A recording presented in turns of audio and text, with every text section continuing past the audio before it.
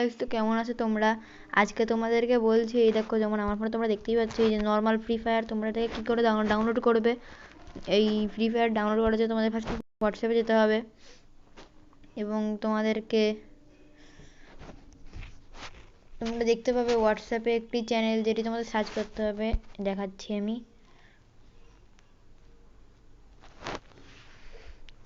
এই যে এই চ্যানেলটিকে তোমরা সার্চ করে নেবে, আলটিমেট সাগর।